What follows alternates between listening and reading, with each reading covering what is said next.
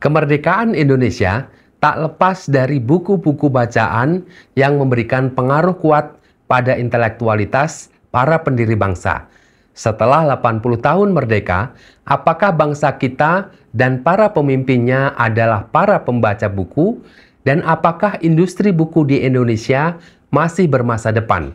Inilah Inspira Insight, dari data menjadi cerita. Di tengah gempuran layar digital dan derasnya arus konten instan, industri buku ternyata tidak pudar, bahkan justru terus menunjukkan daya tahannya. Data terbaru dari Grand View Research mencatat, pada tahun 2024, nilai pasar buku global diperkirakan mencapai 151 miliar US dollar atau sekitar 2.450 triliun rupiah. Angka ini bukan hanya besar, tapi juga diproyeksikan tumbuh menjadi 192 miliar US dollar pada tahun 2030 dengan laju pertumbuhan tahunan majemuk atau Compound Annual Growth Rate (CAGR) sebesar 4,2%. Proyeksi optimistis lain datang dari Market.us yang memprediksi nilainya dapat menembus 230 miliar US dollar pada tahun 2034. Fakta ini menjadi indikator penting bahwa buku tetap menjadi industri yang hidup, sehat, dan berdaya saing tinggi. Rantai buku besar seperti Barnes & Noble di Amerika Serikat justru menunjukkan kebangkitan yang tak terduga. Setelah mencatat rekor pembukaan 57 toko baru pada tahun 2024, mereka menargetkan membuka 60 toko lagi pada tahun 2025, mengutip sumber dari people.com. Faktor pendorongnya bukan hanya minat beli, tetapi juga perubahan peran toko buku itu sendiri. Kehadiran komunitas seperti BookTok di TikTok yang berfokus pada buku dan dunia membaca ikut memicu tren perkembangan ini, yang mendorong pembaca untuk mencari buku yang sedang viral dan menjadikan toko buku sebagai tempat bersosialisasi, bukan sekedar lokasi bertransaksi.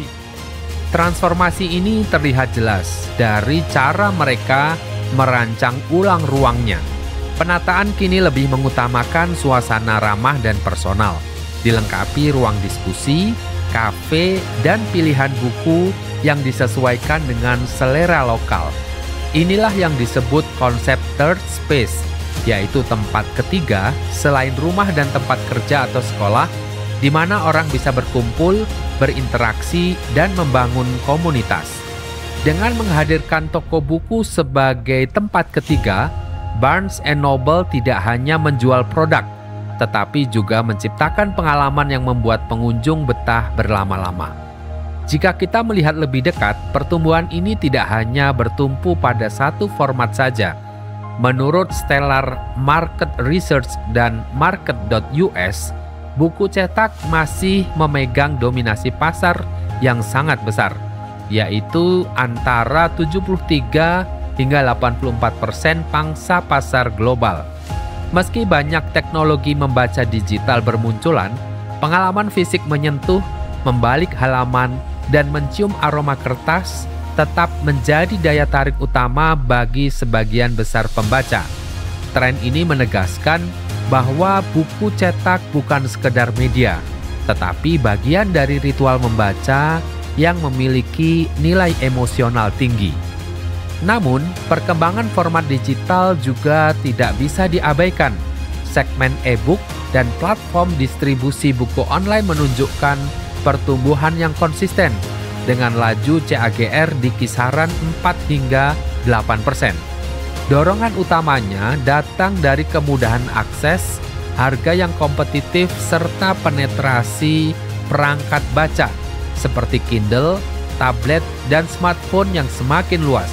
Bahkan di beberapa negara maju, penjualan e-book mampu melampaui buku fisik untuk kategori tertentu, seperti genre fiksi populer dan literatur bisnis. Jika di tingkat global, buku fisik dan digital berkembang berdampingan, di Indonesia peta kondisinya sedikit berbeda. Tantangan terbesarnya justru terletak pada tingkat literasi dan minat baca masyarakat. Berdasarkan laporan PISA tahun 2022 yang dirilis OECD dan dikutip Antara News, skor literasi membaca siswa Indonesia berada di angka 359 poin, menempatkan kita di peringkat 70 dari 80 negara atau masuk ke dalam 10 terbawah di dunia. Sementara itu, data dari UNESCO memberikan pernyataan yang lebih mengkhawatirkan. Minat baca di tanah air hanya 0,001%, yang berarti hanya 1 dari 1.000 orang yang tergolong pembaca aktif. Survei Perpustakaan Nasional atau Perpusnas tahun 2022 juga menyebutkan frekuensi membaca buku cetak rata-rata hanya 3-4 buku per tahun per orang. Hasil survei LSI tahun 2023 semakin menguatkan. Hanya 22,5% penduduk Indonesia yang membaca paling tidak 1 buku dalam setahun. Namun di balik tantangan tersebut ada indikasi pasar yang cukup menggembirakan. Segmen buku fisik di Indonesia masih menunjukkan geliat positif, terutama dari sisi rantai pasok bahan baku. Menurut Credence Research Incorporated, nilai pasar kertas untuk buku di Indonesia pada tahun 2024 diperkirakan mencapai 60,25 juta US dollar atau sekitar 980 miliar rupiah dan diproyeksikan meningkat menjadi 81,31 juta US dollar pada tahun 2032 dengan pertumbuhan tahunan atau CAGR sebesar 3,82%. Angka ini menunjukkan adanya permintaan nyata yang berasal bukan hanya dari sektor pendidikan formal, tetapi juga dari publik secara umum. Dengan kata lain, buku, terutama buku cetak, masih dicetak, dibeli, dan dibaca di Indonesia, meskipun skala pembacanya belum sebesar di negara-negara dengan tingkat literasi tinggi. Fakta ini membuka ruang optimisme jika infrastruktur distribusi, kualitas konten, kampanye literasi diperkuat, dan apresiasi royalti bagi penulis lebih layak dan berkeadilan, pasar lokal berpotensi menjadi salah satu yang paling dinamis di Asia Tenggara. Tren global membuktikan bahwa buku kategori fiksi populer maupun literatur bisnis mampu mendorong volume penjualan secara signifikan. Dan Indonesia sebenarnya memiliki basis penulis, penerbit, serta pembaca potensial yang bisa menjadi motor pertumbuhan tersebut. Tantangannya tinggal pada bagaimana mengubah calon pembaca menjadi pembaca aktif, sebuah pekerjaan panjang tapi sangat mungkin dilakukan. Momen peringatan Hari Ulang Tahun Kemerdekaan Indonesia ke-80 menjadi saat yang tepat untuk melakukan refleksi sekaligus aksi. Jika dulu akses terhadap buku masih sangat terbatas, tapi kini kita telah memiliki jaringan pendidikan masif, penerbit lokal yang produktif, infrastruktur distribusi yang beragam, dan peluang digital yang hampir tanpa batas. Jika pada masa revolusi, sedikitnya buku melahirkan para founding fathers yang sangat kaya gagasan karena kuat membaca, kini jangan sampai dengan segala kemudahan malah melahirkan para scroller medsos yang menghabiskan waktunya berlompatan dari satu konten ke konten lain tanpa esensi tambahan intelektual. Harapan yang sudah mulai terlihat hanya akan menjadi kenyataan jika diikuti dengan langkah konkret dan strategi jangka panjang. Mengacu pada tren global dan realitas lokal, penguatan literasi di Indonesia memerlukan setidaknya 3 fokus besar. Pertama, media dan komunitas. Kedua, akses dan ruang baca. Dan ketiga, pendidikan dan kurikulum. Dari sisi media dan komunitas, kita perlu memanfaatkan kekuatan platform digital yang kini membentuk kebiasaan terutama generasi muda. Fenomena BookTok di TikTok misalnya telah terbukti mendongkrak penjualan buku di berbagai negara. Bahkan beberapa judul lama kembali menjadi bestseller hanya karena viral di platform tersebut.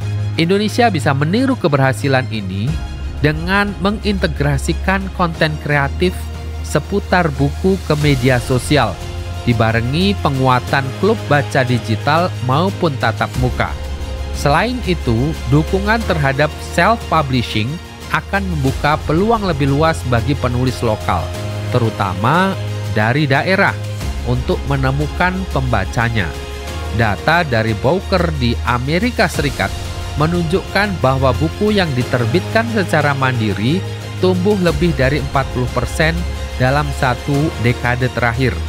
Tren ini bisa diadaptasi untuk memperkaya keberagaman suara dan cerita di Indonesia. Aspek kedua adalah akses dan ruang baca. Perpustakaan keliling dan perpustakaan digital menjadi solusi efektif untuk menjangkau masyarakat di daerah pinggiran yang sulit mengakses toko buku fisik. Model seperti ini sudah terbukti di beberapa negara Afrika dan Asia Selatan, di mana mobile library mampu meningkatkan jumlah pembaca anak hingga 30% di wilayah target. Di perkotaan, konsep pusat komunitas baca multifungsi yang memadukan perpustakaan, kafe, ruang kerja bersama atau coworking, dan area diskusi dapat menjadi alternatif third place atau tempat ketiga yang mendorong interaksi sosial berbasis literasi. Tempat semacam ini bukan hanya memfasilitasi membaca, tetapi juga membangun ekosistem kreatif di sekitar buku. Terakhir, pendidikan dan kurikulum menjadi pilar yang menentukan. Literasi perlu diposisikan sebagai keterampilan dasar setara dengan berhitung dan diajarkan sejak usia dini. Namun yang dimaksud bukan sekedar bisa membaca, melainkan mampu memahami konteks, menganalisis informasi, mengkritisi, dan menikmati teks sebagai bagian dari hidup. Kolaborasi lintas pihak antara sekolah, penerbit, lembaga non-profit, dan komunitas bisa menciptakan program literasi berkelanjutan. Contohnya di Finlandia, keterlibatan perpustakaan lokal dalam kurikulum sekolah berhasil mempertahankan skor literasi mereka di posisi teratas PISA selama bertahun-tahun. Indonesia bisa mengambil pelajaran dari keberhasilan tersebut dengan menyesuaikan pada konteks lokal. Jika strategi ini dijalankan secara konsisten, maka infrastruktur literasi yang sudah ada, sebagaimana disebut dalam bagian sebelumnya, akan berfungsi optimal. Studi UNESCO menunjukkan bahwa peningkatan literasi sebesar 1% saja dapat berdampak pada pertumbuhan ekonomi dan kualitas hidup yang signifikan di sebuah negara. Pada akhirnya, semua strategi dan inisiatif yang kita bahas bermuara pada satu hal, yaitu keyakinan bahwa buku masih memegang peran vital dalam membentuk peradaban. Buku bukan sekedar tumpukan kertas atau file digital. Ia adalah jendela masa lalu, tempat kita belajar dari pengalaman dan hikmah generasi terdahulu. Buku juga cermin masa kini yang memantulkan realitas sosial budaya dan tantangan yang kita hadapi hari ini. Dan yang terpenting, buku adalah pintu masa depan yang membuka jalan bagi ide-ide baru, inovasi, dan mimpi-mimpi besar yang kelak akan menjadi kenyataan. Maka, saya ingin mengajak Anda untuk ikut menyalakan api ini. Tulis di kolom komentar buku apa yang pernah dan telah mengubah hidup Anda. Mari sebarkan cinta baca dari media sosial, dari obrolan sehari-hari, dari ruang kelas hingga ruang keluarga.